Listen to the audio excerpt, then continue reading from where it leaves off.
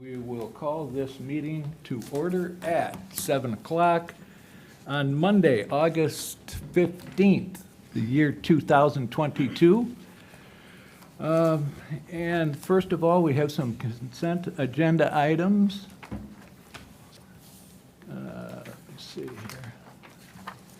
It contains minutes from the August 1st board meeting and several personnel and co-curricular recommendations as listed on the agenda. And let's see if we've got anything else.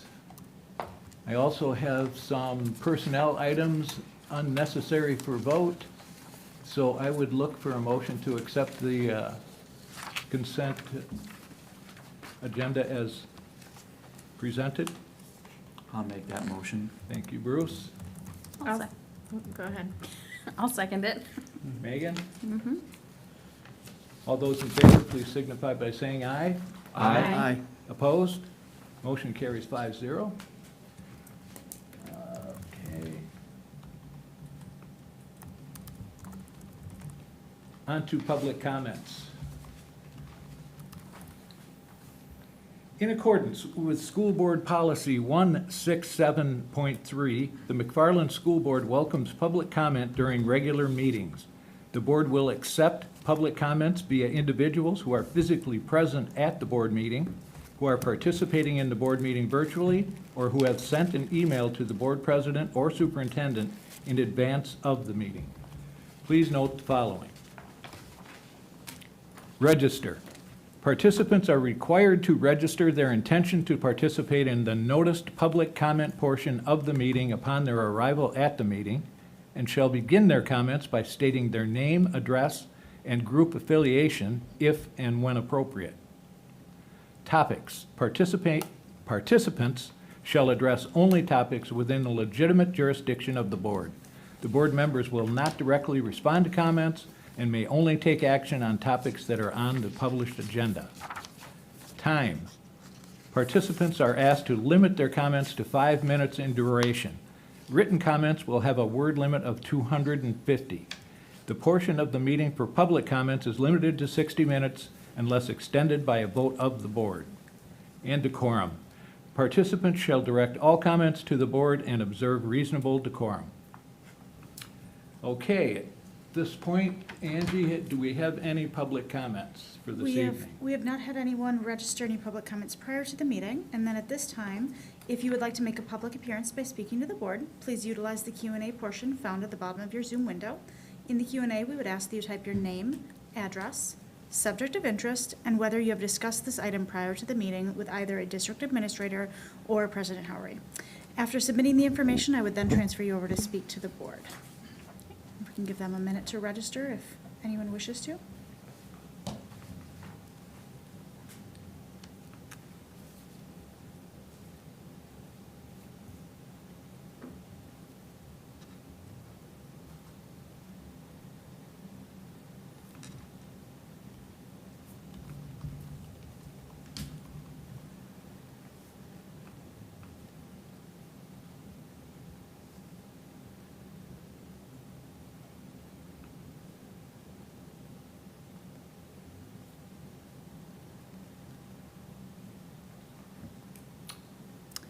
I have not had anyone register at this time. Okay, in that case, we will move on, and next on the agenda, we are honored by the presence of Dr. Scott Brown this evening, former district administrator here at McFarland, currently with Neola. So, Mr. Brown, Dr. Brown, the floor is yours. Thank you. Thank you very much. I appreciate the opportunity to just come and talk to you a little bit about Neola, and I thought it'd be a good idea, given that we have new board members, new superintendent, and I think it's always good to kind of catch up with what Neola does, because drafting and preparing policy is a major, role of the board's responsibility, and so Neola is here to assist with that. So, like Craig said, I was superintendent here and business manager, assistant superintendent. I was in McFarland for 22 years. Best job, best experience ever. And when I was in graduate school working on my superintendent's license, I met, you meet other students in your cohort, your group of graduate students, and one of the superintendents from Adams Friendship, Steve LaValle, started talking about this company he was using called Neola to help organize their board policy, to help develop their board policy. And I was really curious about it. At that point, I was, I think, assistant superintendent for business services, so I wasn't your superintendent yet. But when I became superintendent, I wanted to investigate it further, just because I thought a lot of Dr. LaValle. I thought he seemed like the type of person that had some pretty good ideas and things that he would share. In our district at the time, we would meet, as consistent as possible, if I remember right, every other Wednesday morning to discuss and plan policy as an administrative team. So we'd try to meet twice a month. We'd get our sample policies from WSB. We were part of that group. They would, like if we had a policy, let's say we wanted to do something on student parking, and we wanted to have a policy on that, we would write to WSB. They would send us back a bunch of samples from Sun Prairie, Verona. We'd work on that policy, and then we'd send it to Attorney Jelka to review. He'd mark it up, send it back, and then we'd send it back again. And eventually we'd get to our policy. And we try to attack the policy somewhat by section, along the way.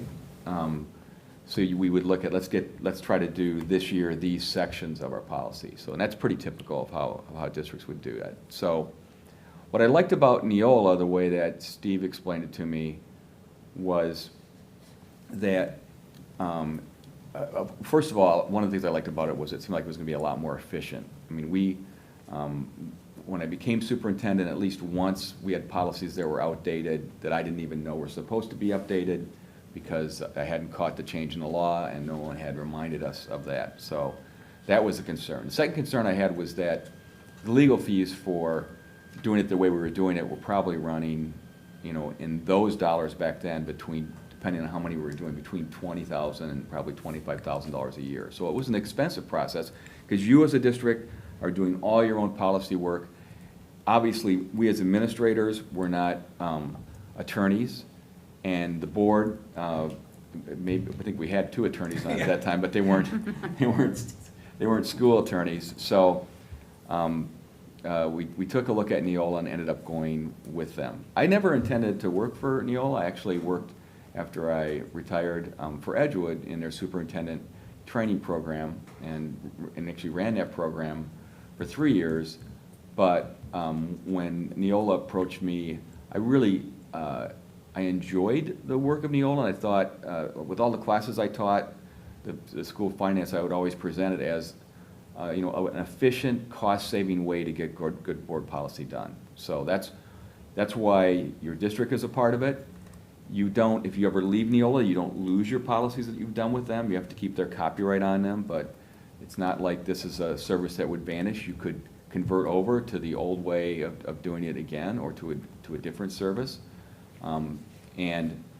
So far, I think for McFarland, which has both its policies and administrative guidelines through Neola, it's been a good match. But this year, as we just had an update come out, and I work with Aaron on that update as his Neola associate, it's going to be a new experience for him. And then when it comes to the board, apart from I think 3 of you, at least for 2 board members, maybe only 1, it'll be a new experience for that. And I just thought it would be a good opportunity, actually this was Aaron's thought, just to kind of go through what Neola is, how it works. That might guide you in how you want to handle when a Neola update comes out.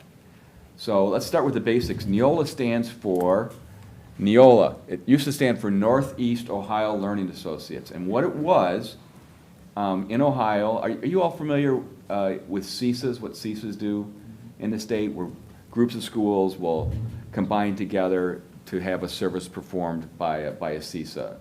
Neola was like a CESA. It was a organization that provided, different ways for districts to get together and do things cooperatively. And one of the superintendents, when he retired, asked to purchase Neola out of that learning associate group, and then he started as a private company in Ohio. So we don't refer to it as Northeast Ohio Learning Associates now, we just call ourselves Neola. So, let's just see if we can make this happen here. All right, so I like to consider cooperative policy development.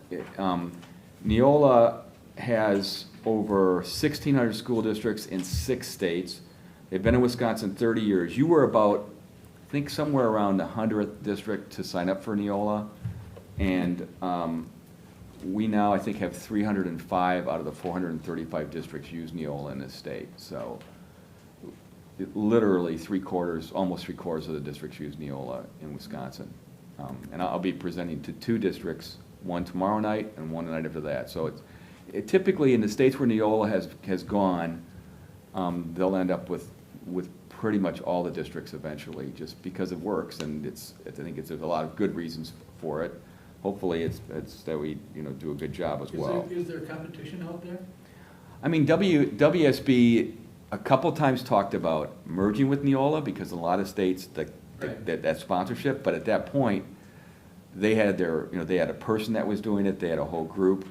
That almost came to fruition, but by the time it really got serious, we had well over half the districts in the state. So WSB is doing something with board docs now. They don't do like the associate model, but they do have, I think, a more streamlined approach, and it's similar in cost to Neola.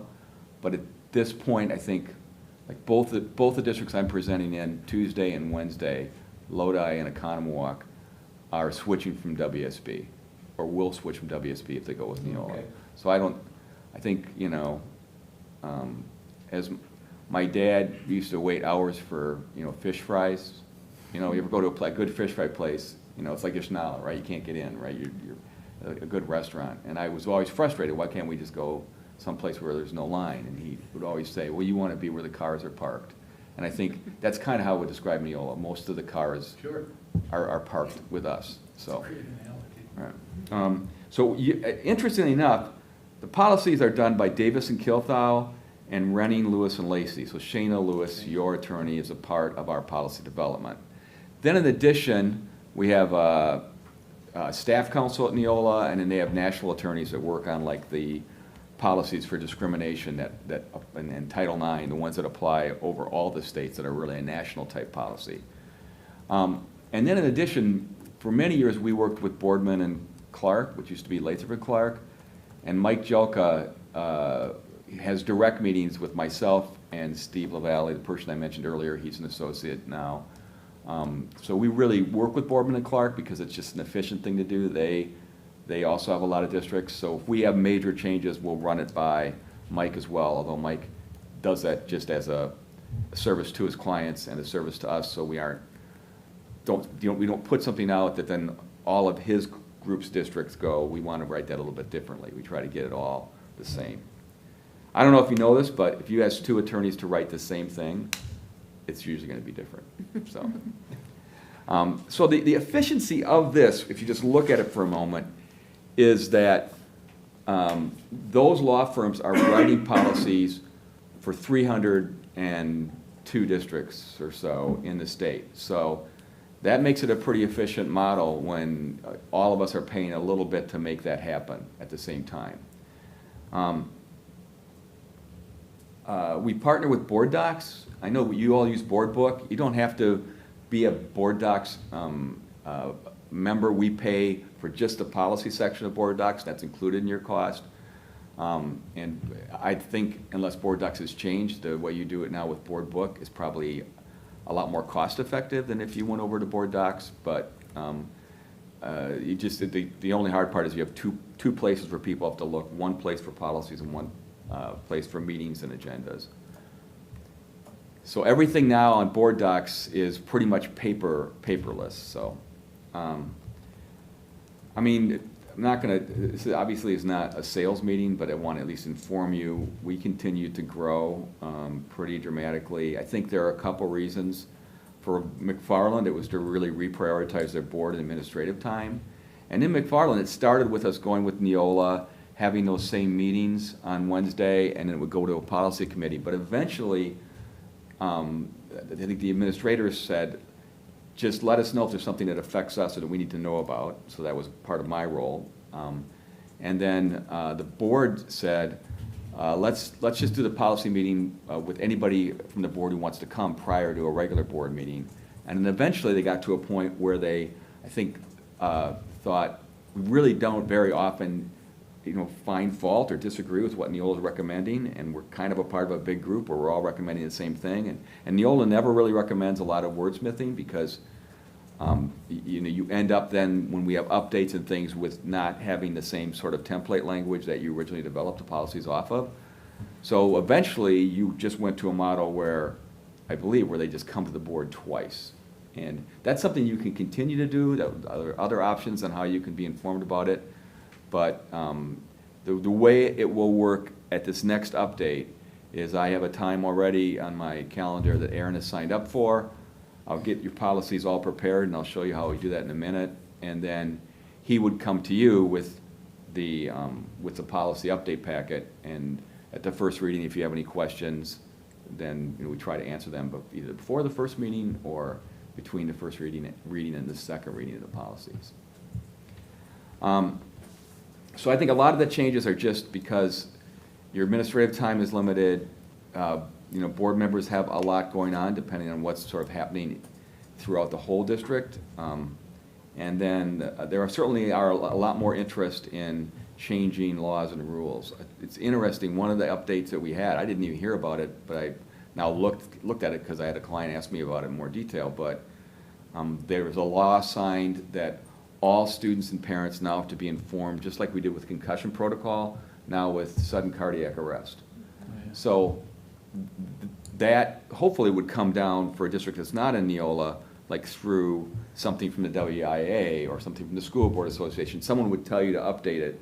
But with Neola, when changes come like that, we know we're going to include them because the attorneys have all that input coming in, and they're looking for whatever laws changed at each update. So, and I think one of the biggest things is we live in a society that is more likely to sue and more likely to get attorneys involved, often in school matters. I believe Mr. Mooney and I could tell you a story when we had Which one? we had over, if I remember right, something, it was important to the parents, but we ended up in a room with both parents, second grade parents, having attorneys there to talk about this particular situation. And, people, that's not a critique, they have every right to do that, but it's more common. And everything then often hangs on the words of your policy. And if I remember right, we actually learned some things we wanted to change in our policy that then we also brought to Neola's attention as a result of that meeting. And that sort of is the other side of Neola. When we do an update, I would say half the information comes from the attorneys wanting to make changes, and then the rest of them all come from the associates who are out working with all these districts, or the districts themselves saying, what are we going to do about that? Even to the detail of one district that wrote me recently and said, now that WSB has pulled out of the School Boards Association, National School Boards Association, should we drop this reference to them in the membership area of your board bylaws or make it an option? So some people sometimes notice really small things that we wouldn't be likely to notice. So we have 300 and some districts all looking at updates, thinking about them, and sharing things as well. All right. You get 2 updates per year. I like it because it's a systematic process to keep current. We're updating across your entire policy book at once. So it's not like, let's do the 1000s, let's do the 2000s. Every time the 0000s, which are your bylaws, all the way through the 9000s are updated and considered for update. So and that happens twice a year. We do an on-site visit to review update content. I probably do half now on-site, half virtual, just because people like the convenience of being virtual sometimes. That way, if their day gets disrupted, they don't have to worry about me driving an hour there. So we kind of do a little bit of each. Board reviews and approves them. And then in addition, there are a lot of special updates. So during COVID, I think we had 6 special updates that came out dealing with public participation at board meetings, because there was a lot more public participation at board meetings.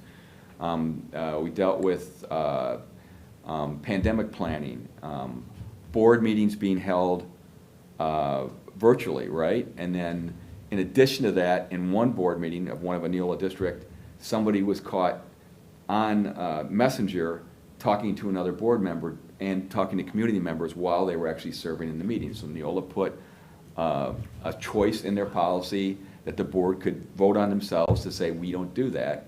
And if you're going to do it, you need to address the chair, say what you're going to do, and step away from the table. So all those things came out as just we were experiencing COVID along the way. And then once we do the updates, we automatically we process the update, and we will update your live policies. So once you approve them, it's pretty turnkey.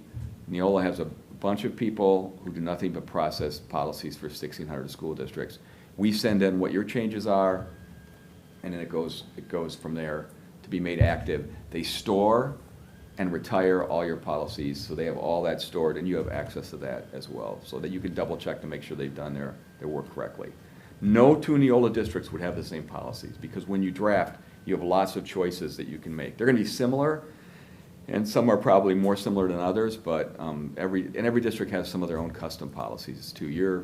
Your whole facility use and rental policy is your own, because it's a pretty unique area. All right. So just to give you an idea, in the last 3 years, you have approved or will approve over 250 significant policy updates.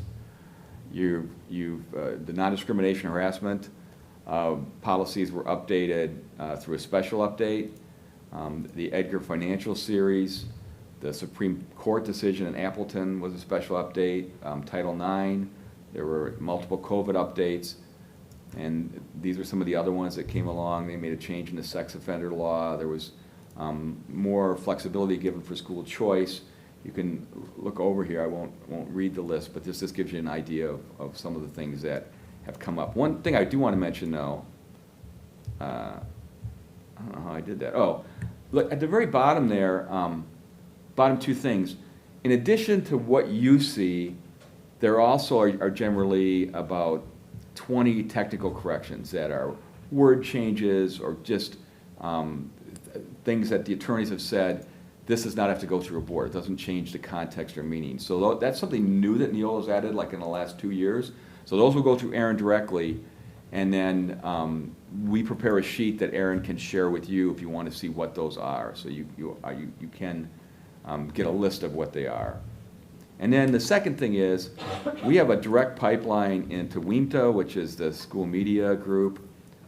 Department of Health Services, actually through Angie's husband, Spencer, he ended up connecting us up where all our tobacco policies were taken from their model draft tobacco policies that they shared with us. And they were thrilled. They'd been going to conferences to try to get these put in place, but by using Neola, they went out to all 300 of our districts once we kind of took what they had and then worked it through our process.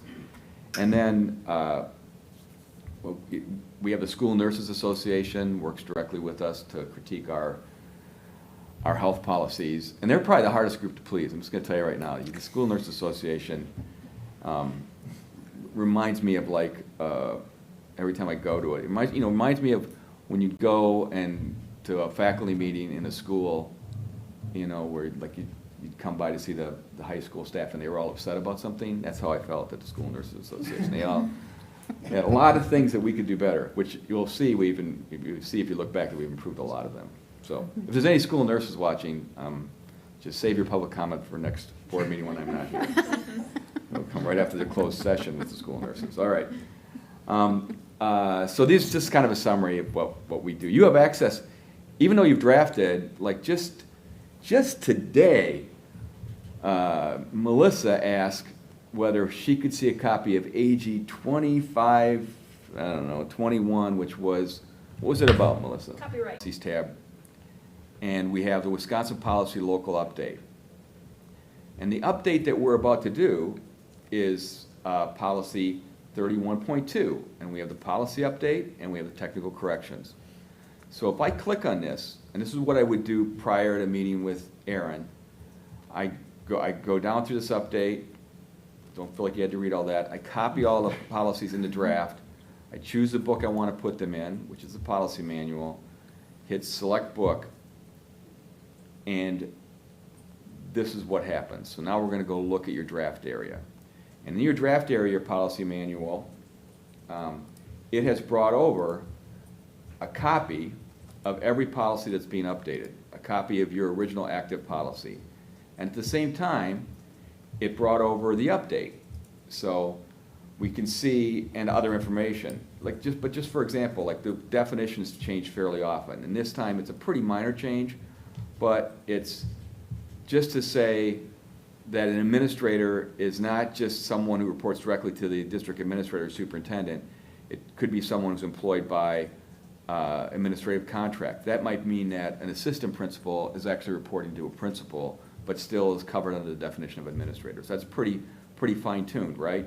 So we can't, the one thing board docs can't do is it can't take this updated template. These are, if I was drafting with a district tomorrow, if Lodi signs up, I sit down with these templates and we start to draft their policies.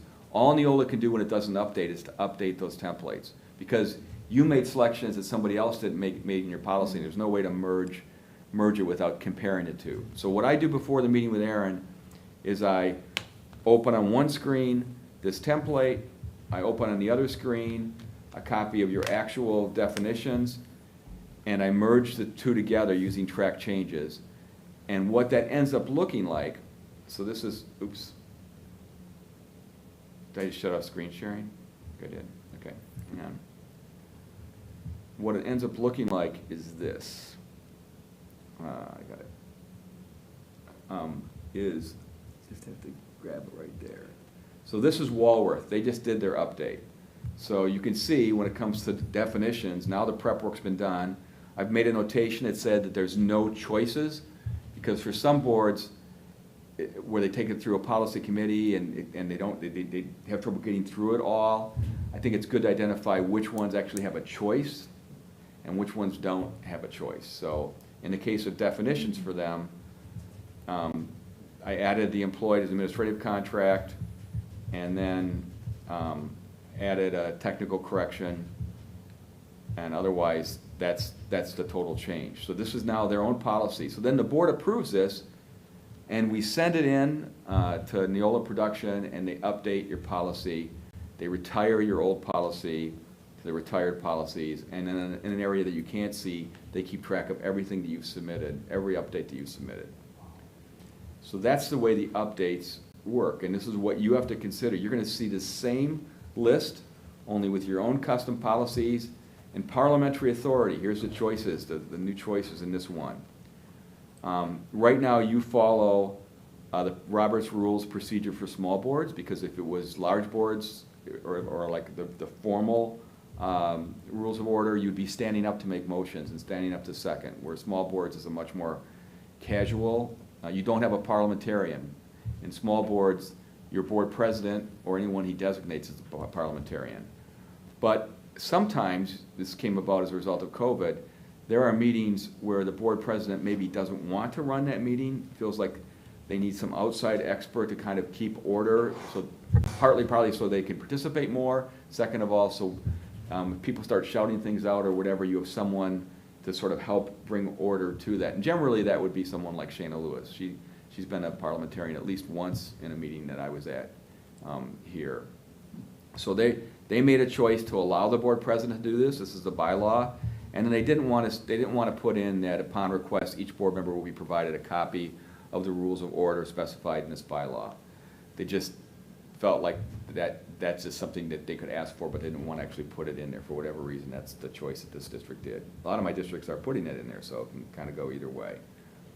So this is what you'll see to consider for your update. That's how it will work for you. And So Scott, what type of timeline are we looking at between making an update, us approving it, yeah, and then by the time it gets in our board policy? yeah. Do you have single or double approval here? I don't remember. Do they go twice? Yes. Twice. Okay, yeah. So you'd have to take it through 2 board meetings, obviously. So I mean, here's really the exact schedule. If I want to meet with Aaron, and I'm going to prep the materials for you, and that's something so Neola costs you right now. If you're drafting as a new district, it's going to be like $18,000 to do the drafting of policies. If you're gonna do U of AGs too, it would be $2,400 to do, $24,000 to do that, so $18,000, $24,000. You've done all that hard work, so what Neola costs you now is $3,200 a year. For the 2 updates, for 6 hours of my time and visit, and $750 of that is for board docs. That just goes right to board docs. About 95% of my districts also, it just sort of happened the way board docs work, have me prep the material for my meeting with Aaron. And there's a couple of good reasons to do it. One is if Angie does it, she only does it twice a year, and a couple folks that do it, it can take quite a bit of time. It takes me, this update we have right now, I'll do it in under 2 hours, or right about 2 hours. And Neola, you know, I think they would bill it out at like $160 to do that prep. The other value for you is I get to look at all your policies. I usually do it the night before or maybe one day before. So when I come in, you know, I've looked at sort of all the things that I like to look at along the way. So I think that's good. But that's probably the only thing that you pay extra for. But for whatever reason, it's become really popular. If you want to know how I feel about it, it's literally doing the same thing 50 times. So it's, you know, it's not. I do it because I know my districts that do it keep up. The other ones tend to sort of fall behind. I'm not sure why, but that's what happens. So first thing would be, Aaron's already scheduled a meeting. I'm going to prep your update. It's going to go to Aaron. Aaron's going to put it on the board agenda. It's ready for, it's ready for you all to see as soon as, you know, it's given to you on the board agenda. You'll see the markings on next to them that says choice or no choice. And there's one other thing you'll see that I think is kind of an important, within the update, and Neola always puts out an overview and comments, and the overview and comments will tell you what the attorneys are recommending on any update. So there's always some introductory stuff and other things they put out every time. But the one that we just looked at, definitions, these revisions are recommended but not required. Parliamentary authority, recommended but not required. These are recommended, the student supervision and welfare, which is it's a carve-out they've added so that you can post pictures of your own children. Recommended, this one is recommended, and there's some that will say recommended, required for legal compliance. So the independent educational evaluation change, which I'm sure Lauren will take a look at, that they're saying that one is required for legal compliance. So as you look at it and you want to say, do we have to do this or not, you can look at the overview and always look at that last line to decide. The general pattern, Tom, is that most people take, you know, virtually all the changes that we put out, because they usually make sense one way or the other to do them, but they're not always. So, all right, that's an overview of Neola. Are there any questions at all, or? The question I have is, you have 2 updates a year. Right. Typically, I think we review those updates twice a year. Right. My concern is that there's a lot of updates in one, what I call cluster. Yeah. And is there some reason why we can't divide that No. into 2 Yeah, you absolutely different can. Yeah. clusters? Just do half. Just do half. Yeah, just do half. Yeah, especially because you meet twice a month. You got plenty of time. Aaron's going to be probably, if I know Aaron, and I kind of know him. I remember his review quite well, but Aaron's the type that's going to be one of those that's just going to call me and want to schedule the update right away. You know, so you're going to be more ahead there. You have to get this update done. The one that just came, that update, you're going to need to get that done through everything by May. Okay, So. well, that's reasonable. No, I take that back. I did one by December. Well, Not that's quite still as reasonable. Yeah. Yeah, Yeah, I mean, one thing though, Tom, because I kind of remember this, like update 30.2 was the most ridiculous. I mean, it literally was like the biggest update that I've ever had. I mean, I had to explain to my Neola Select people, like, this takes me 4.5 hours to prep. It's just overwhelming. The last 2, including this one, I think this is 25 policies or so. So you have to decide, you know, it shouldn't be as overwhelming. And to me, this one doesn't have as significant as topics, so I just think, you know, the major responsibility of the board is to do policy. Right. I don't think we draft policy anymore, even though Right. it's in the literature and all that stuff, I think it, you can throw it out the window. But I think we really want to delve into the policy. Right. At least I would prefer to, cut those in Right. half. And- So we can and- actually delve into them. And, and there's policies too, like naming, like things that Neola doesn't get into, like naming rights of buildings, or a number of districts have put in equity policies, and Neola at this point doesn't feel like legally it knows where to land on an equity policy or a transgender policy. So there might be some things that you venture into in your own world that's outside of Neola. I just finished drafting with Cambridge, and they had 50 custom policies. They just had a lot of stuff that, was their own way, and or that Neola didn't include in its policy suite. There was a lot more detail. So remember, in addition to Neola's work, you also can, as a board, if you go to conferences or whatever else, listen for things that might make your district better, that are more about like who you are and the character of your district and what your beliefs are. But I would always discourage you from ever trying to wordsmith like a non-discrimination policy or something like that. So, and I think you know that. Is Neola required to keep all of the data pertaining to any given district by requirement or rule to keep that stored for X number of years, or? Yeah, I mean, all of this is supposed to be stored forever, right? I Do mean, they still have to have physical copies? Well, I mean, I think if I was a district, from what I remember, you probably should be keeping track of your own changes as well. I don't think Neola's gonna lose them or anything like that, but I just think somewhere there's supposed to be a physical copy that somebody can come in and see under open records law. Right. So. Any other questions or comments for Dr. Brown? Now, let me see here. No, again, I've articulated my question, but I will reaffirm what you were talking about, Scott. Neola has been the best gift for our district. Awesome. All right. Undoubtedly. Mhm. I agree 100%. Yeah, it's an awesome, I mean, Keeping up with policies Yeah. is a nightmare. It's money well spent. I mean, you guys really, I know you really appreciate it, but like I have a district, Reek School, Joint Lynn, in the Lake Geneva area, it's a K-8.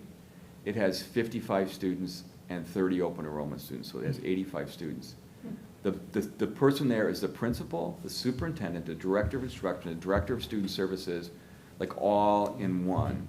They paid the exact amount that you did, and I'm in my 4th meeting at Madison, so they're gonna pay, in theory, the same amount. I think Neola doesn't do sort of the board docs thing or what some people do, how many kids you have or not. It's just, everybody needs the same thing. But for the really small districts, sort of there's no way they could do it. They could never afford to do it. So it's really, I mean, for me, I love the work. I get to work with a lot of my Edgewood students because Edgewood has produced more superintendents in Wisconsin probably in the last 5 years than any other organization. So a lot of the people that I meet with, I get to see, that I've worked with before. So this has really been I mean, it wasn't as good as being a superintendent at McFarland. How could it be? Right. And Scott, do charter schools and private schools contract? Yeah, so we are drafting with your virtual academies right now, because they didn't have any policy set up.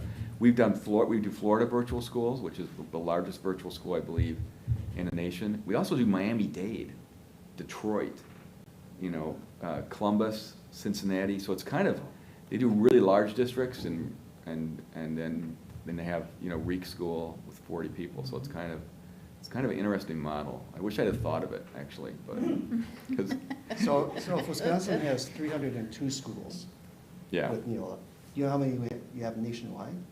I think we're just over 1,600. We're only, they don't really have an interest. It's kind of, some state, like Minnesota has a really strong policy, like WSB, only the Minnesota group of school boards. So a lot of states, the school boards handle it. Illinois has a pretty strong one, but I just get the company is kind of a mom and pop, in a way, started by a superintendent. Most of the leadership is that way. They don't seem to go into a new state to redo the policies for a state. I think they said they think it would cost like $1.5 million to get it set up. I don't know if they're just sort of satisfied or not, but pretty soon, I mean, they have all of Indiana, basically, almost. They do have all of Ohio, all of Michigan, most of West Virginia, most of Florida now, and Wisconsin. So I don't know whether they'll expand or not. It's interesting. I think if it was run by like a real entrepreneur, they would be everywhere, but. It's a fascinating overview. What's that? Fascinating overview. This is, to Yeah. me, it's just really, Oh, It's been thanks. very helpful. Great. Thank you very much. Great. Much appreciated, and look forward to working with you and seeing you moving forward. Yeah, thanks for the opportunity. I don't know how much longer I'm cutting back, but I'm not gonna cut out McFarland because, but I'm cutting back, trying to go back to 30 clients. And then, I'll finish the help I do with WEVA, but I won't continue that on, but hopefully I get to see all of you a lot. I think maybe oversaturated, so I don't wanna come back for a while. yeah. So how many clients do you serve now, Scott? I was up to 59, and I'm down to 52, but if these two come on, then some of the clients, like lacrosse, is a long ways away. The other one I had that I gave to a new associate. I'm trying to get rid of the ones that are like 2 hours away, because the other day I went to De Pere, and De Pere, they assigned it to me because I've done a pretty good job of catching people up, right? So when they find a district that gets behind, I try to get them caught up, they get multiple updates behind. So I got De Pere all caught up. They changed superintendents, and I'd always been able to meet with them virtually, just kind of understood I was in Poinette, De Pere's a long ways away. But the new superintendent said, I want to meet Scott in person. So I drove 5 hours for an hour and 15-minute meeting. I was like, that's not Neola fun right there. No. Right. All right. Thank you very much. Are you guys ready for yours? I mean, you said you needed prep time. I'm ready. Okay, perfect. I'm ready, Scott. It'll be a tough act to follow. All right. Thank you all. Thank you so Nice to meet you. Thank you. Congratulations, and thank you for your service. Thank you. Next on the agenda, we have our annual report on seclusion and physical restraint. Lauren, the floor is yours. Wonderful, thank you. It's always exciting to me now to present on something other than COVID. So, I'll be doing that later. yeah, you've got that tonight. All right, so you should have gotten your annual report on seclusion and restraint, and I'm just gonna go over it because we have a few new board members since last summer. So every year, I present on the number of incidences of seclusion and restraint that occurred in our buildings the previous year.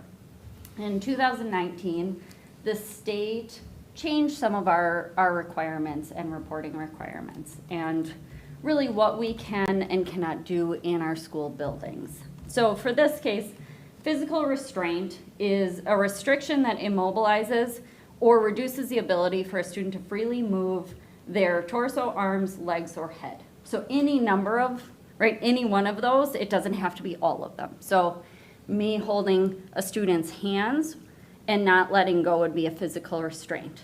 If we did a full body restraint where we had two people holding both sets of arms to immobilize, also a physical restraint. So they may look very different depending on the situation.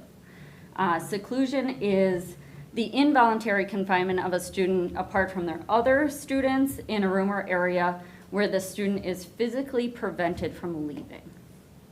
And so seclusion, the law around seclusion changed in 2019 where we were no longer able to seclude a student in any room in our building. So in the past, if a student was showing unsafe behaviors and was an imminent risk to themselves or others, we may remove the class and then prevent that student from leaving the classroom. That is no longer allowed.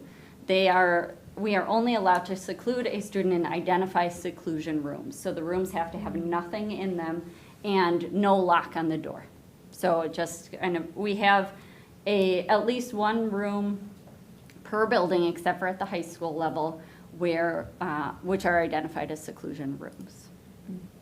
I would say we typically see seclusion used more at our younger levels than we do at our older levels. And similar to what I said before, seclusion and restraint can only be used when a student is an imminent risk to themselves or others.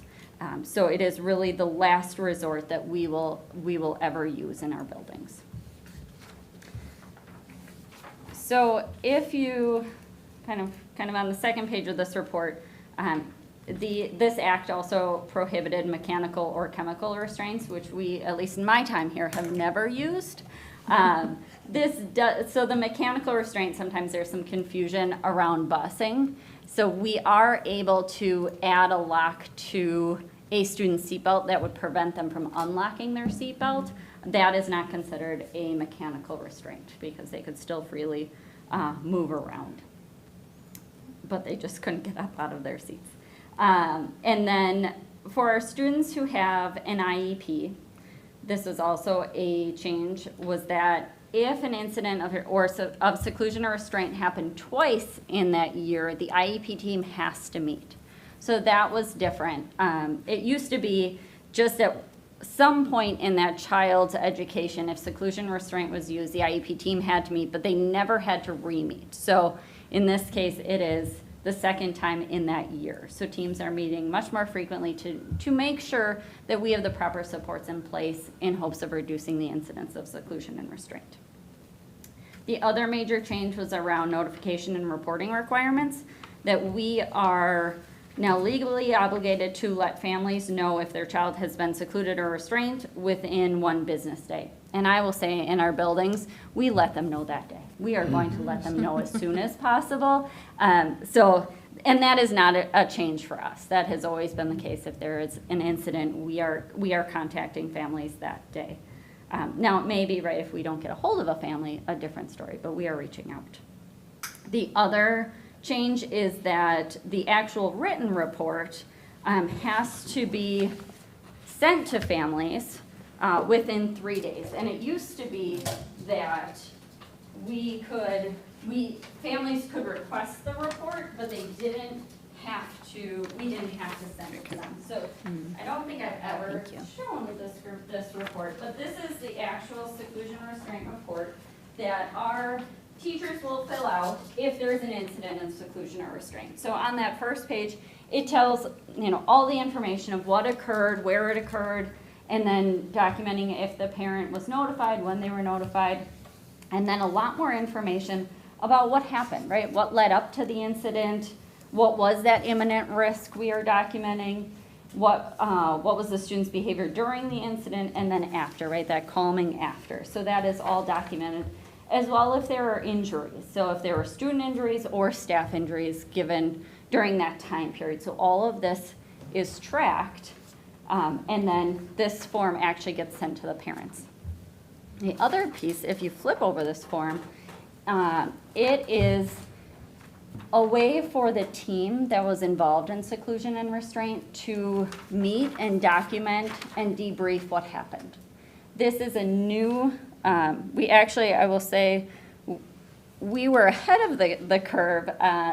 It is now a requirement, but we always met as a team and debriefed these situations because they are very intense situations. Who are the members of this team? Whoever was involved in that incident of seclusion and restraint. I see. So it's not a static, it's a Right. fluid It's- thing? yes. Okay, Yes, and we really try to meet within 24 hours of that incident, so it's pretty fresh. that's great. For some of our older students, they may be invited to those meetings, or at the very least, the case manager may meet with the student to go through to try to prevent a situation from happening again. And then now, each year in October, all of our seclusion and restraint data is submitted directly to the Department of Public Instruction. So they have a form which we complete and send it out. The other piece to know is our staff. We have many staff per building that are trained in nonviolent crisis intervention training, which is our program we use for physical restraint and de-escalation. So the very last page of your report is actually the annual report with the numbers. So that is kind of a broad overview of, what seclusion restraint is and what it looks like in our buildings. And so you'll see it's really broken down in much more detail with this new law than it used to be in the past. And so you'll see the first section is the number of incidents of seclusion last year's by building. And so you'll see the numbers listed, and I won't read them, but And then the total number of students who are involved in the incidences of seclusion, then the number of students with disabilities who are involved in incidents of seclusion, number of incidents of physical restraint, the total number of students who are involved in incidents of physical restraint, and the number of students with disabilities who are involved in the incidents of physical restraint. So you'll see the total number of incidents of physical restraint or seclusion at Conrad LVM was 69 incidences, Wabiso was 11 incidences, Indian Mound was 38, the high school was 1, and alternative school placements was 4. So that is for our students that we send to a different school, and it's typically our students with disabilities who may attend a different school to have their needs met there because we weren't doing it here. And or what we are were the unable different to. schools that you send students to? So we have sent students to Genesee Lake School, the Richardson School, Common Threads. Those are our 3, I would say, top schools that we are sending our kids to that would show up on this report. And we provide transportation to and from? For the most part, Students. sometimes we have families that would prefer to transport themselves, but yes, we provide transportation if needed. What do you think the big increase was between the school years? Obviously, there was COVID, but CEPS was in school during that time. And it looks like they had 0 incidences in 2021, and they had 69 in 21-22. What was the difference? It usually is the students we have, right? So the previous 2 years, 2021 and 1920, I think COVID had a major impact on those numbers. And we saw our students, and I would say across the district, so our students with IEPs, a lot of them did well in a shortened school day, right? It was just enough to, be able to hold on for an hour longer if it was a 3-hour day as opposed to staying for a 6-hour day. So we saw, I would say, less incidences just due to the sheer timing of the school day. We also, if this helps, there were a total of 16 students. So out of the 123 total incidences, district-wide, 16 students accounted for those 123 incidences. So, right, if it is one new student, one, student that something could have happened at home, could change the numbers dramatically. Oftentimes, we do see that 1 or 2 students make up the majority of incidences, and it's really that team working on how do we better support that child at school, and it is not always a fast process, as you can imagine. I was really impressed, though, when I looked at, in 2014-15, at Conrad Albion in the primary school, there's 219. But we don't follow that. In other words, it wasn't like suddenly, soon it was at WIS, and then it was the middle school and the high school. You saw this bulge go through there. So to me, that shows that we are doing a good job. Mhm. I was really impressed with that number. Yeah, I will say our staff do a fantastic job trying to figure out Yeah. everything possible Right. prior to going hands-on. The Yeah. other piece to note with our reporting, we have really been much more strict about if I'm, holding a student's hands, we're counting that as a physical restraint, as opposed to when there are 2 of us that are physically holding a Yeah. student on the ground. Sometimes we were not documenting those as clearly as we should have been in the past. I know, one of the things that really struck me, and I can't remember how many years ago it was, but we were doing this, I think probably, and at some point, I got to look at the record of the number of injuries that took place to staff, and I was stunned. I mean, there was page after page after page of cuts and bruises and breaks, and I mean, there's a lot of physical dangers, for lack of a better word, for staff that work with these kids. And I know that report is significantly thinner now than it was in the past. So somebody's doing something right. But it's tough, and I don't think enough people understand how difficult that job is. I mean, it's physically very, very demanding at times, which makes it emotionally difficult as well. Well, I would suspect a lot of those, again, are at the younger ages. Mm-hmm. And, many of these kids are able to, to move past that.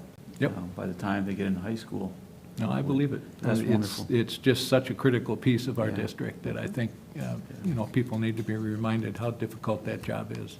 I think a lot of students do move past it, Yeah. but I think it's because of the staff, the added special ed staff, the TAs. I mean, if you take a look at the number of special ed staff we have here, Yep. the sports staff, it's significant compared to other districts. Mhm. But the payoff is this, we can support bet. better student success. Yep. We Yeah. see that, and, well, you really have to get them at the youngest level. Yeah.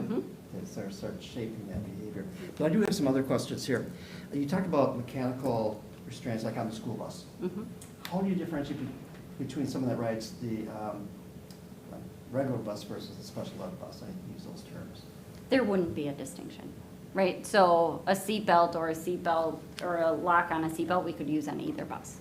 It wouldn't, But what differentiates, or what's the criteria for a student to be shifted away from the regular bus to be placed on the special ed bus? the IEP And team vice would versa. make that determination. So that would be a case-by-case, situation-by-situation determination from that IEP team.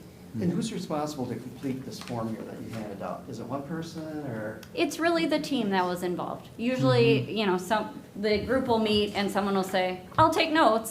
And then as for that back page, Yeah. this first page is usually another member who was involved. If not, there are times where a group of people fill it out together because so much happens, right? If there's an incident that is an hour long, you may need information from multiple people, as opposed to an incident that's 5 seconds long, you could, one person is filling it out. So it really is dependent on what occurred. I would say too, we often have in our teams individuals who are note takers during the incident. So they will just be watching and writing down what happens, and then they can be the one to start kind of completing that form first, and then run it by the team members and say, is there anything I missed? Does this seem accurate? So, I remember filling them out often on my own and then submitting them, giving to somebody, and I'm sure they can look at to see if they can corroborate each Lines other. up. But they're still recorded in Infinite Campus, so we follow those students, K-12.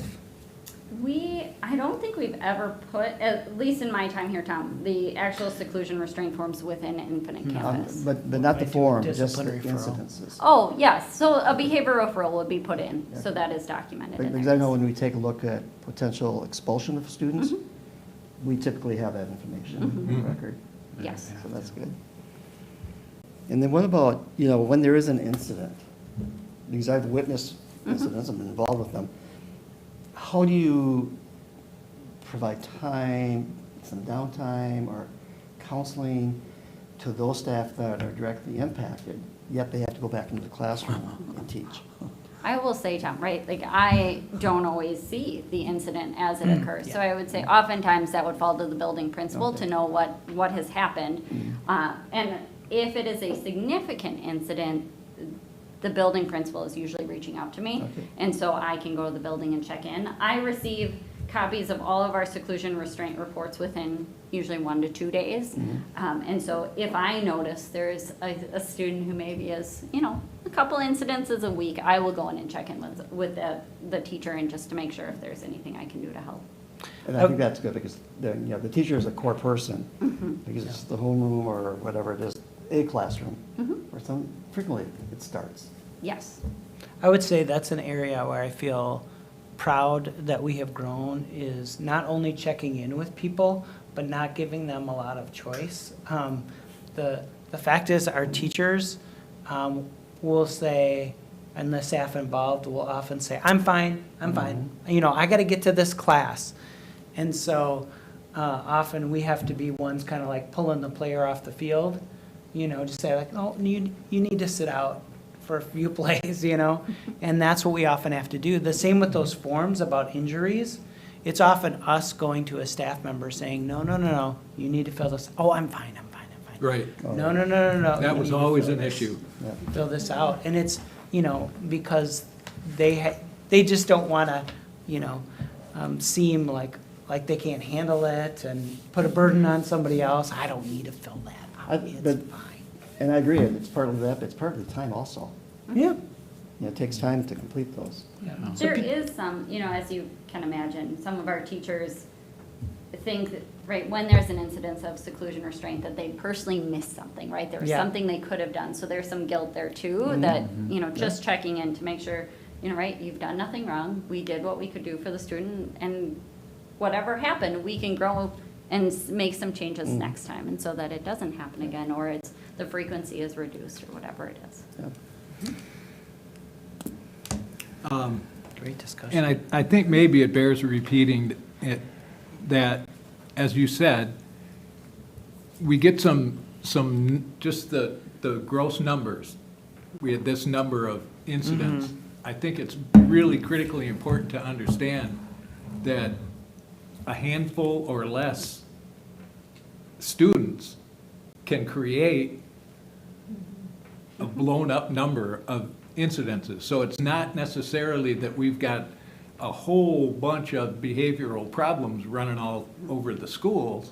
It's just that, I'm sure it's the same in every district, you have your dozen or 2 dozen, kind of special cases that are gonna create a lot of incident reports and such. So bigger numbers, unless you look into them, aren't always as bleak as they may seem.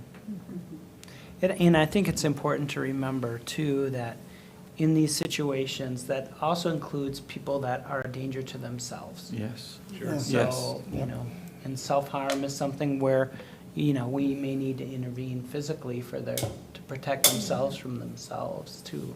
Because I think you can have an image in your mind about what that means, that it's always hurting another student or hurting a staff member. And sometimes it's actually exactly the opposite. Sure. I just again want to point out, what I'm so pleased with is the fact that you're not seeing like a gang running rampant. And you see them going through they're going from the elementary school up to the high school, and you can just see this bulge. We're doing a wonderful job of working with these kids, because in the end, that's what we're here to do. So I'm really very impressed with that. Is that it, Lauren? That's it. Anybody That's else it. have Thanks. any other questions or comments? I had a lot of questions, but you answered them all. So There we go. All right, That's thank you. nice. Isn't she Lauren? Thank you. Thank you very much, Lauren. thanks, Lauren. Thanks, Don't worry, Lauren. you'll hear Appreciate from it. me again tonight. Oh, yeah, you have the at risk. Oh, yeah. Okay, so moving on. We're going to have an update on the strategic planning process. Yes, so, we're trying to assemble people for the listening sessions and the committee. We're up to 40 people. I think that's Okay, double good. what we were at the last Excellent. board meeting. Excellent. The public should think that it closes on Wednesday, but just so you know, that's just the first chance to get people. So then, what I want to do is, from those people that have volunteered, who are we missing? Yes. And one of the things on the form actually said, can you suggest somebody's name who might be good for this? And so I kind of want to let people volunteer and then fill the gaps from there so that I can do less arm twisting if I need to. Have we seen that yet? I don't recall seeing the names. No, I haven't shared the Okay, names. all right. They're still coming in. I mean, you could see them, if you wanted. And you're not going to be like cutting people. You're not going to say 40 is a firm number. Not from the listening sessions, but for the committee. Okay. I think you gotta- 20 to 40 is sort of Yeah. the number. So Yeah. you don't want to get too far above that or. No, it's too But I unwieldy. don't think that'll be a problem, to be Okay. honest.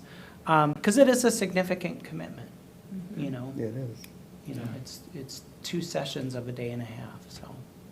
Do we have a target amount of participation that we want in the listening sessions to quantify what we feel like is a good representation of district's feelings and feedback? If you ask me, I'd like to see 100% of everybody, but that's probably not realistic. I'm not satisfied with 40. If it was 40 members on the committee, I'd be satisfied. Yeah, But a okay. good percentage of those are listening sessions, so we definitely have to increase that. Now, of course, people could just drop in that day. We're not gonna withhold somebody from dropping into a listening session. But, you know, we definitely, you know, I would think it would be great to have at least 100 people participate in the listening session, so. How are we advertising it at this point? Yep, so we've posted it around the community. You sent out an email, I saw, obviously. Yep, yeah, and we've sent it internally, you know, to our families, but the one thing we do want to get are those families, or those residents Yes. who don't have kids in Yes, the yeah. district. So we've posted it around the community with the hopes that might generate. Are you using the something Outlook to- and the Lookout? What was that? Yeah. Oh, and I've social seen a media lot as of well. social media Yeah, I've posts seen on it there. But are we using the Village Outlook and Lookout? You know, they send out one as a hard copy and one is via email, because that would be obviously something everyone receives. I'm trying to remember which one. Maybe they get both. And then the other one would be the Thistle, obviously. It'd be kind of nice if we could get a little article on that. Do you know when the next one comes out, Bruce? I don't know. We just got, I want to. We just got an Outlook, I don't think, too long ago. Yeah. No, maybe- Only maybe a times couple year, months right? Lookout is the email, the Outlook is a hard copy, and it's mailed. It used to come out 4 times a year. I'm not sure what the frequency is now. Yeah, we Someone probably thought it was would monthly. miss timing for It's the not. hard copy, but. You could maybe do the Thistle, I think that this was a good idea. just because I think some of the people who aren't on social media. I did send it to them, but Mm-hmm. I can. The Outlook newsletter is distributed in February, May, and September.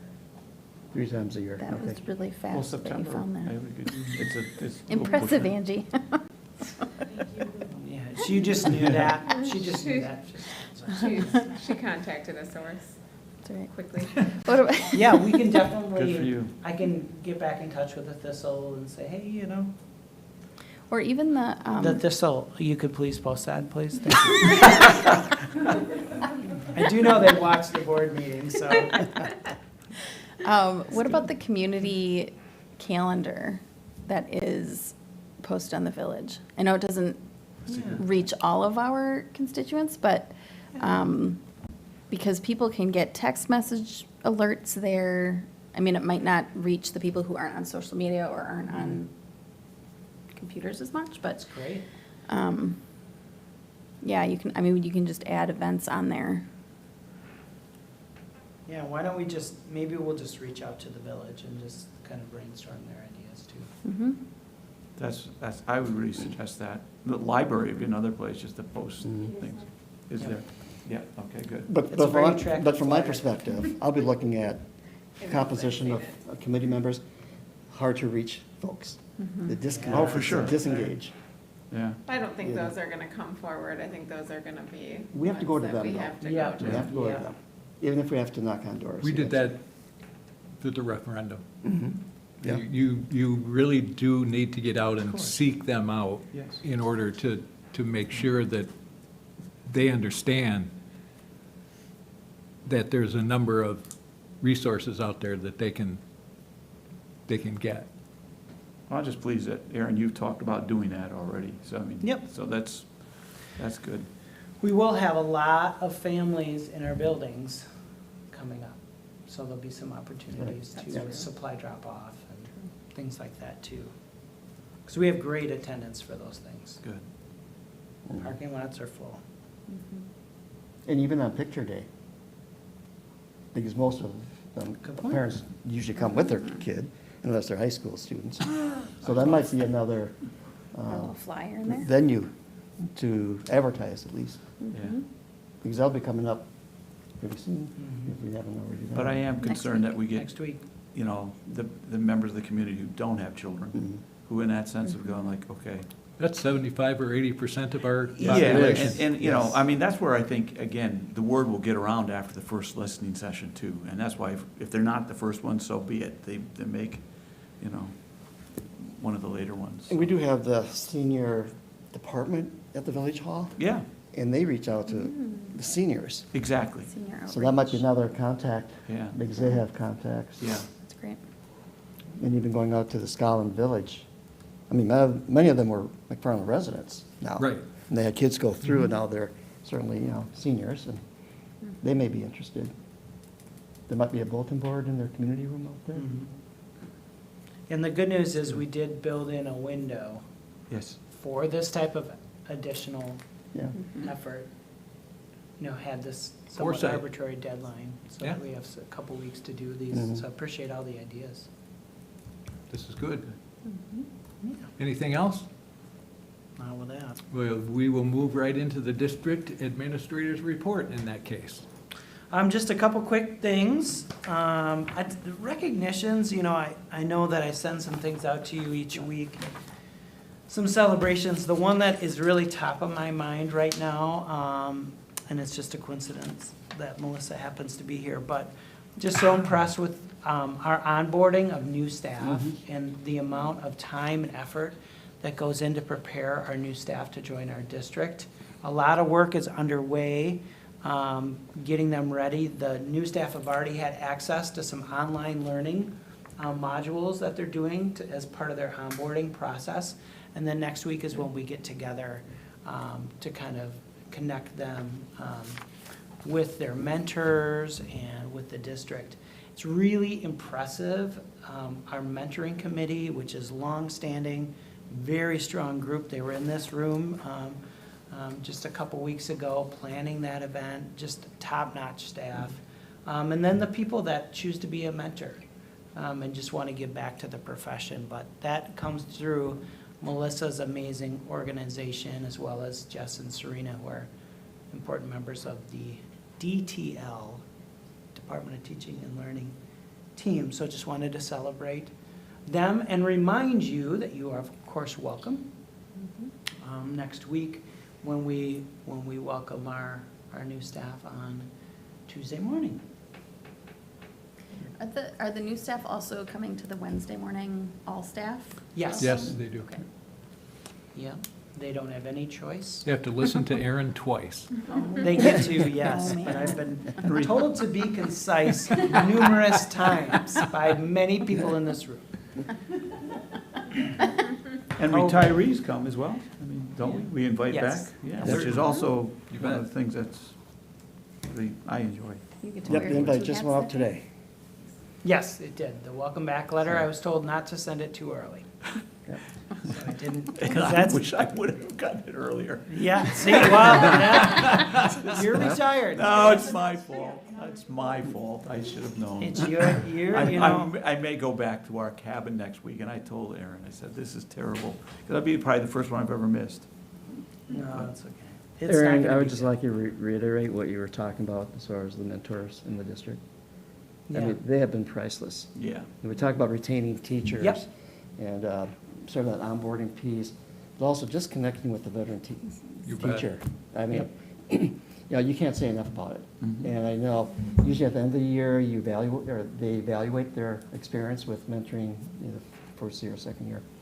And you've always gotten very positive comments. In fact, I would say it's due to the mentoring program that has helped retain Oh, for sure. most of our new staff. I think great districts For sure. pay a lot of attention to those sorts of things. Mhm. And, it's becoming increasingly difficult to hire and retain, top flight staff.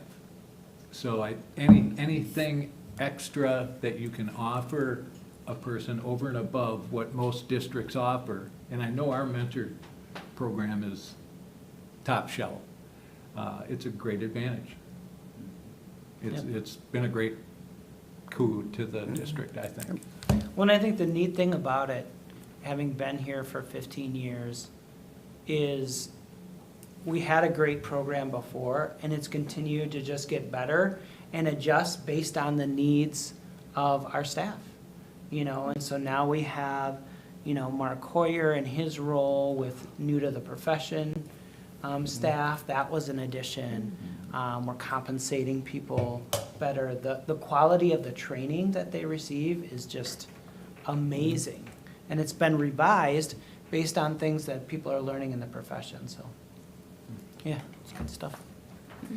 Other events coming up, reminder, Wednesday, right, we're getting together again at 6:30 on Wednesday. Where did we decide we were doing that, at WIS? It's at WMCF in the multipurpose room. So what door will be unlocked there, in the main entrance or the gym entrance? We typically do that gym Okay, entrance, yeah, is it okay? okay. Yeah. And so that's planned for Wednesday, and, oh, I always want to update you on important days. I mean, I told you about it being Truancy Month and all that before, which was very surprising to all of us. Friday, August 26th is an important day. It's Women's Equality Day, and that is the day when we commemorate the 19th Amendment, and which gave women the right to vote, and that was ratified, of course, in 1920. Interestingly, there's... What was that date, Aaron? That's the 26th. Thank you. So there's the date that, you know, there was the vote, and then it was actually ratified on the 26th, so that's why they do it at a different date. Very interesting. Important day to remember. And then, I know this is gonna make you sad, but we don't meet until September 19th. That is sad. Unless something comes up, but nothing will, on the Yeah. 19th. And that, I just wanted, my job is to get you excited, because that is when we have our district cybersecurity plan report by Mr. Jeff. Mr. Mahoney. So, that concludes my district administrator report. Thank you very much. The first action item is discussion and possible action on COVID-19 protocols. Excellent. So I am now going to give you a little update on the status of COVID as things are. I know this wasn't something we had really talked about adding, but I felt like as we start the year, should give you a little bit of update. Well, I don't know what that was. Little update on kind of what's, you know, the latest that we're hearing, answer some questions. And ultimately, you know, at previous board meetings, you had, once a month, you had kind of reviewed the protocols and, you know, should we continue? So wanted to kind of update you on some of that. So here's some things that we're going to talk about, provide you some updates on the vaccination rates, talk about our protocols, the symptom checklist, how we respond, face coverings, and then sort of what we're starting to call standard operating procedures, because these are things we've done before, we're doing now, we will continue doing regardless of COVID. So our vaccination rates, I know that's a little bit small. These are hot off the press, August 10th. Though I'm just gonna give you a caveat though about vaccination rates. Keep in mind that people also get COVID, and so they may not be up to date on their vaccination because they just had it a month ago. So that's just something to keep in mind with our numbers. But you can see, you know, the initial vaccination rates, with the exception of kindergarten, we're talking, you know, right around 70% plus, and a little bit lower on the booster rates, but, you know, they go up with the age. The district continues to encourage staff and students to be vaccinated. Of course, that is a family's choice, but we're encouraging that. We want to keep kids here and healthy as long as we can. And I don't see a problem with reminding folks and recommendations to folks, while understanding that all of these are private family decisions that need to be made, while understanding, you know, that along with actions come consequences. Yep. So I see no problem with trying to encourage our parents and students to be up to date in their vaccinations. Yes, I think that is important. And Aaron, when you take a look at our vaccination rates, they seem to be higher than other school districts. Would that be correct? I'm not sure outside of Dane County, but I think these are fairly common Dane County Okay. Yeah. type numbers, but outside of Dane County, I would guess they are lower. That's my hunch, but yeah, I don't know for sure, but I think it certainly is, Anecdotal evidence indicates Yeah. that I think it's a the good rates point. are higher in Dane County than surrounding counties. Mhm. We certainly have great access and Yeah. have done a great job promoting. Well, I think That's a good kudos point, to Tom. Lauren and her crew too, you know, getting all our students and staff vaccinated in such an organized and orderly manner. Yep. Yep. And it's, these great rates are also, help protect our staff too, which helps Yes. the students in the long run. So that's, And I mean, that's families. really great to see Speaking the of high staff. rates. Do we know what the rate I was of gonna- vaccination is for staff? I don't have that handy, but that's certainly something we can get for you. It's been, you know, very, very high. I don't know about if, you know, people are keeping up to date on their boosters. Mhm. That's information that we have, we don't have the same access to that we do to the student Do vaccination. you have any access to that, Lauren? If somebody doesn't come to you and tell Yeah. you? So our last year's staff vaccination rate was 94%. Now, we are currently, so it's a little bit different with staff, we have to look them up each individually. So this year's staff with the onboarding of new people, we have not yet completed, so, but I would anticipate it will be in the 90s. So, yeah, last year's vaccination rate was 94%, the booster rate was 74%. 74. Okay. Phenomenal. Yeah. It's excellent. Yes, and so getting to our protocols, the symptom checklist, they haven't changed. Just a reminder, that's something we'll remind staff and families about reporting when they have those symptoms. Just wanted to remind you, we want people that aren't feeling well to stay home. Anecdotally, does it appear as though that's happening? Yeah, I will tell you, if any student or staff member comes to school with those symptoms, they are coming down to the health office pretty quickly. And it does happen, right, where a kid feels fine, or a staff member feels fine at home and they get to school and start not feeling well, so. Sure. Yeah, we feel really good about it. Okay. In terms of compliance, and I would say our families are really responsible with that. Fantastic. We continue having, you know, kind of the layered prevention strategies that are recommended for any type of communicable disease, and, you know, staying up to date with your vaccines, the testings, the ventilation, we'll talk about some of that, face coverings, you know, obviously that's our goal. We are, you know, continuing to encourage but not require face coverings for students and staff, and you have a mix of that. You know, we'll see what happens when people come back, you know, whether or not people will, but certainly it's their choice, and I can speak for the buildings that we have found that people are very respectful of that choice in last year, and assume that's going to continue as well. No reason not to be optimistic. No reason, that's right, why not? But realistic too. If a student or staff member tests positive for COVID-19, they do continue to isolate for 5 days.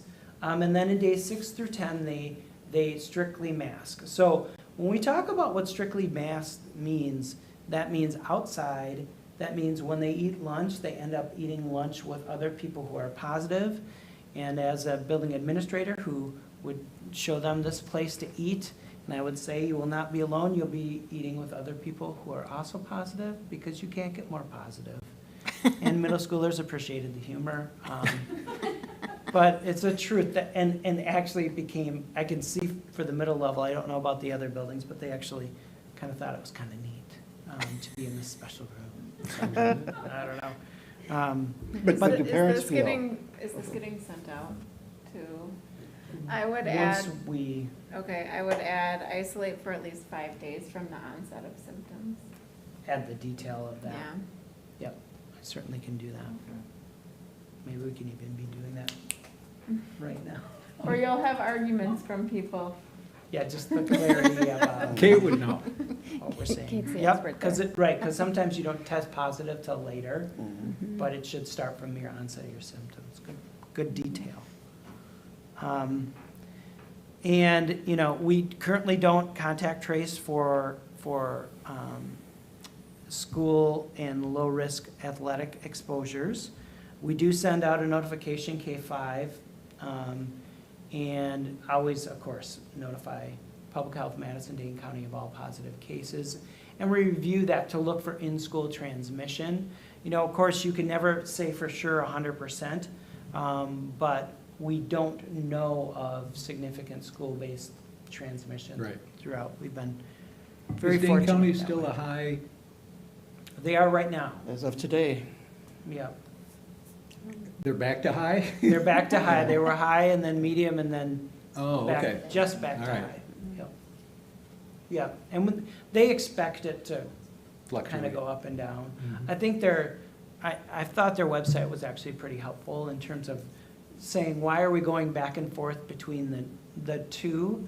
And it's either cases or hospitalizations, you know, Mhm. that brings it up. And I think right now it's more so hospitalizations, I think, from what I remember. and how do we accommodate for the medically fragile students? Yeah, so we in make, this time? yeah, so it depends on the situation in terms of what that student, you know, needs. We certainly have some students that are, you know, that we make sure that we can keep them as far apart from others. You know, students do continue to wear masks, particularly, to be honest, where we mostly see it is if they have a medically fragile family member. That's more often the situation. Interesting. But, you know, thankfully, we've, you know, the precautionary measures that we've taken have been successful for our medically fragile students. All right, and so, you know, just talking about exposure, okay? So that was a response to a positive case. Now we're talking about exposure. There's some changes here.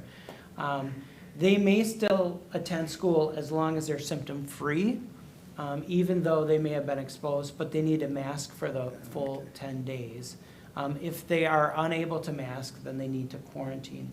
So this is updated guidance, because previously, they would be required to quarantine for 5 days if they were exposed, if they were not vaccinated. So that was where that test to stay came in, you remember that? That has changed, and that's for the CDC and of course, public health as well. So if somebody's exposed, whether or not they're vaccinated, they are encouraged to mask for that 10 days. So for Or stay home. students that are quarantined, Aaron, is there any type of virtual learning that's possible for them? And also for teachers, can they teach virtually? Yeah, during that time? so teachers are not teaching virtually. Okay. And that has to do with just the managing the two symptoms. It just wasn't effective both for learning and for staff to be able to do that. But we make sure that students have access to the curriculum. So what that looks like depends a little bit developmentally. We found 612 that a lot of that was just accessed through the Canvas course, so online. And there's some of that still happens, K5. K2 uses Seesaw and 3.5 uses Canvas. But then we're also doing paper copies and things for students as needed to keep them up to date. Getting stuff home to them? Yep, getting stuff home. So we're not gonna allow teachers who have COVID to do it necessarily from home, to be doing it online? Yeah, so that's a different question Yeah. about whether or not, and we haven't. Yeah. You know, we haven't. The thing, what I will tell you is that sick people should rest.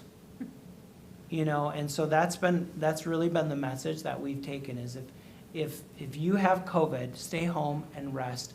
We'll catch you up when you get back, both for students and staff as well. And a reminder now, this is a change because before we had people who were home but just exposed, right? Right. Now we don't have that population Okay, anymore okay, thanks. because they can come back to school, whether or not they're vaccinated, if they were exposed, as long as they mask. Okay. Yeah, Good. that's a huge step forward. Yes. I think so. Otherwise, it appeared, at least from the outside looking in, that we would almost have to treat every case individually, you know, when a situation or a circumstance arises that, you know, may require a little tweak in how we generally do things. Yep. And I know, you know, last year there were situations where we just stuck by the hard and fast rule/policy that we had. But I know that softened somewhat after a period of time, and we would at least look at these things case by case. Right, because it's, preparing for a sub is an awful lot of work, and I don't think people realize that. So, I mean, again, if they're sick, I totally agree with that. But if it turns out they're not showing symptoms, you know, now it's a moot point because they're there. I think that's an excellent change. Yep, yeah, Yeah, it's gonna make things much better. we'll tell our friends at the CDC. Please do. I don't have any friends. at They the get beat up I mean, I'm sure they're all regularly. friends, but I don't know anybody.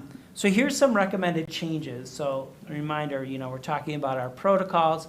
We've talked about what we've been doing. Here's some things that the administrative team is recommending changing, and that comes from our health services team, which includes, you know, our medical advisor, Dr. Merwin, who has agreed with these recommendations and been part of this process. So we currently only identify close contacts for high-risk athletics. The CDC is saying, you know, you don't need to contact trace, you're not required to contact trace anymore, as is Public Health Madison, Dane County. So football, wrestling, so we're recommending that we just remove contact tracing for that population as well. So low risk is currently, we're suggesting adding high risk. We've been sending a daily summary out of positive cases. We may actually be the only district in the state that has continued to do that. And what we're recommending is discontinuing that extra email for families and updating the data dashboard as a way, if someone's curious, they can look, and doing that on a weekly basis. It provides some flexibility, you know, for staff. Would that be a significant time savings as well? Yes, Good. Good. yeah, that daily update. We've had, the reverse metrics has been interesting, because that was a real focus, you know, early on in this process. And then, and we had them all detailed, and as the pandemic continued and the numbers went down, we never reached that point. And it became kind of just something that was there. And now what we do is we just monitor cases as a group. So, you know, we meet regularly. So that's a recommended change that we're saying is, let's remove these reverse metrics and just monitor cases on a basis like we would for any sort of outbreak of any disease, whether that's COVID or the flu or whatever, that we would monitor it in that way instead of having this, you know, number out there. And so we meet at least weekly, but to be honest, we meet. When cases happen, we're talking daily. But it's nice to put a minimum in there. So those are the recommended changes that we have. And I can go back to that slide when you get to the discussion for the action item. But I just wanted to acknowledge these things first. Just, we're gonna continue cleaning and disinfecting, because that's what you do in a school. And hygiene and hand washing, and teaching our kids to hand wash and hand sanitizer. And we have wipes if people want to wipe, you know, things down, frequently touched areas. And an excellent ventilation system. So we're not gonna, you know, stop cleaning and disinfecting and running our ventilation system. I would think it'd be interesting to know if, when everybody comes back, if the you know, multiple hand washings and those kinds of things that took place during the pandemic, if that's following along, and just people are more apt to wash their hands more frequently now just because they become accustomed to it. You'd hope so, right? I mean, for our That's what I'm kids, we thinking. have to teach them that, of course, and their families teach them that. I would say too is even that idea, we'll see what happens with masking, you know? That people who might not be feeling well don't have COVID, maybe masking more often, it's hard to say. So those are our recommended, you know, changes, so continuing with the other protocols with these changes, so. Anyone over have to you. any issues or comments or questions regarding the changes? I have one question. It's not really regarding the changes, but I think it affects it a little bit, but how are teachers accounting for the time off required for isolation, for the positive test cases? So teachers do use their sick time when they are out for themselves or for a family member for COVID. And if a teacher gets to that point where they have used up all of their time, then we do kind of on a case-by-case basis problem solve with them Got it. and figure out a way to Okay. make that work for them. Okay. Has that happened? Yes, most, Yeah. to be honest, I don't know the numbers. Reminder, I was just in one building. But I would say more often the case is that it's about childcare. Sure. So their kids, there's a case in their child's daycare and the daycare gets closed down and so they're home. That seems to be more so the case in the situation. That makes sense. Okay. That's gonna happen less and less now, though. Mhm. With younger kids being able to Yep. get the vaccination. Do you foresee this, so right now we have these COVID policies, and of course, we're following CDC recommendations, but at what point do you foresee this turning into like kind of the same policies that we have for other illnesses? Because it really isn't that much different, and I just wonder, like, how many times are you gonna have to keep revising this and doing things differently, whereas we could just say we're following whatever the CDC is recommending for these procedures? Yeah, and that's certainly a decision that the board could make, you know, just to say we're gonna follow the guidelines as we do for any other communicable disease. That is kind of where it seems like some districts have been moving. So it's just a matter of what the board feels comfortable with. Do you hear that too, Lauren? Yes, I think a lot of districts right now are hoping, right, that our COVID procedures are going to be just the same as what we do for any communicable disease. Thanks for bringing that up, Kate. I hadn't thought about that. And we're pretty, like, with these changes, we're pretty close to that. You know, you don't have a data dashboard for other communicable diseases, you know, so there's a few things here that are kind of lingering. You know, and obviously, we're gonna follow the quarantine rules from the CDC, so that is certainly something the board could choose to do. So what would you like from us this evening? Would you like a vote on adapting these changes That To is the- our recommendation to the protocol? at this And you point. would like a vote this evening? Yes, but if, certainly Are it's we- your call. Are we ready to do that? Bruce? Megan? Tom? Yep. Yeah. Kate? Okay.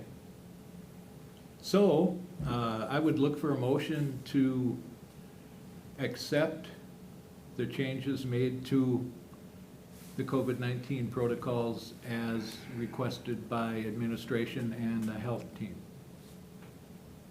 So moved. Thank you. Tom, do I have a second? I'll second that. Bruce? Any additional questions or comments? Hearing none, all those in favor, please signify by saying aye. Aye. Aye. Opposed? Motion carries 5-0. Thank you very much. Next is action on the Children Actually, at Risk Could I Plan. interrupt for one moment, just for purposes of the minutes and just to make sure I know that I have exactly the minutes, what you Right, are we have it referring? slightly different. Would you mind if I read what I have here? Please. Okay. Motion by Mooney, second by Fisher, to continue implementing the current COVID-19 protocols related to prevention and mitigation strategies with the following changes. Removing contact tracing for high-risk athletics, discontinuing the daily email summary of positive cases, updating the data dashboard weekly instead of daily, replacing the use of reverse metrics with the district health services team actively evaluating and monitoring case counts to determine the need to move to virtual instruction. Is that what I That's understood? better than I could have done. Thank you. Thank you very much. Okay. Action on child at risk plan. Time number 2 today. Here we go. All right, so each year, usually in our August board meeting, we talk about the Children at Risk Plan, which you got a copy of.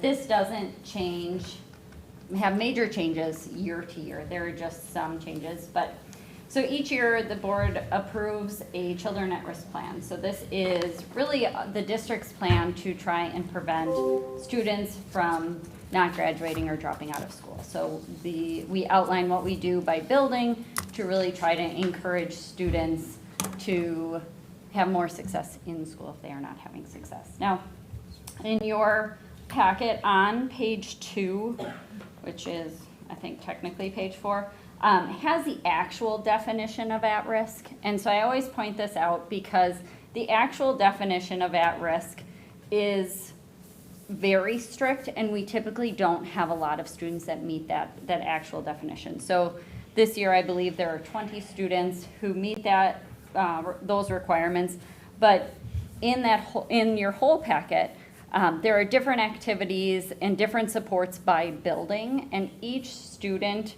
then gets a plan, right, of what we're going to do differently. However, I would point out that it is not just those 20 students, right? So we have different criteria of kids who maybe are not showing as much success in school, and so we may go through the same process to try to increase their success. So while it is only 20 students at this point meeting that actual definition, we service many more students through student support meetings, individual meetings with parents and teachers and the students to really make sure that everybody is on the right track.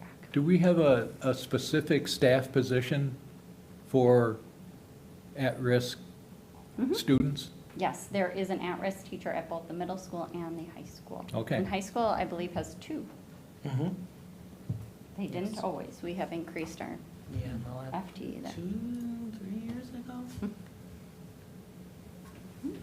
Are there any questions? The at-risk report is usually pretty short, but.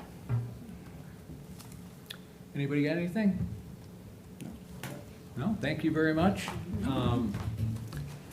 So I would look for a motion to approve the Children at Risk Plan as presented by Lauren. I move to approve the McFarland School District's 2022-2023 Child at Risk Plan as presented. Thank you, Kate. Do I have a second? Can second that. Megan? Any further discussion or questions? Hearing none. All those in favor, please signify by saying aye. Aye. Opposed? Motion carries 5-0. And we move on to our next item, which is on the designation of fund balance for the 2022-2023 school year and the 2021-22 carryover. The description is, administration recommends approval of the following restricted fund balance for ending fiscal year 2021-2022.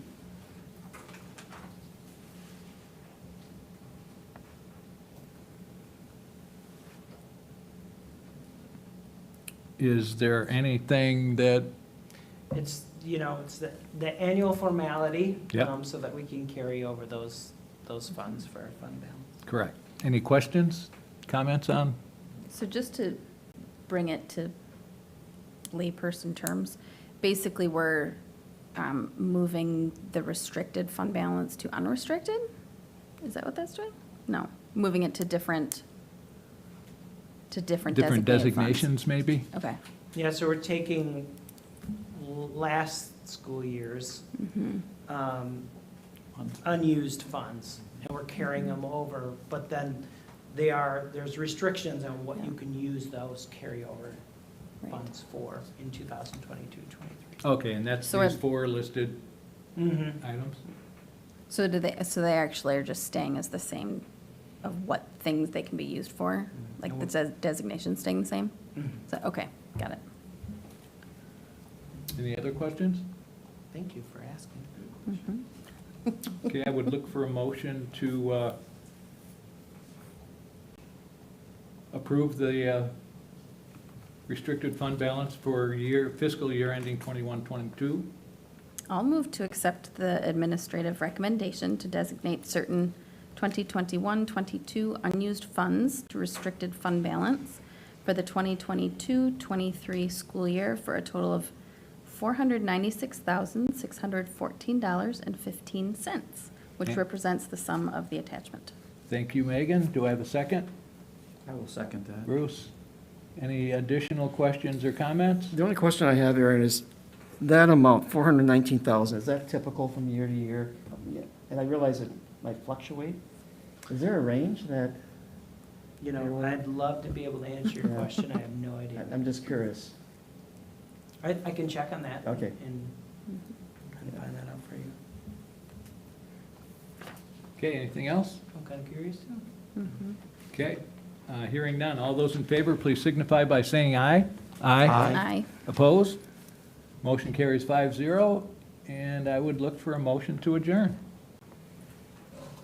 I will make the motion for adjournment. Thank you, Kate. Do I have a second? I'll second. Thank you, Tom. All those in favor, please signify by saying aye. Aye. Opposed?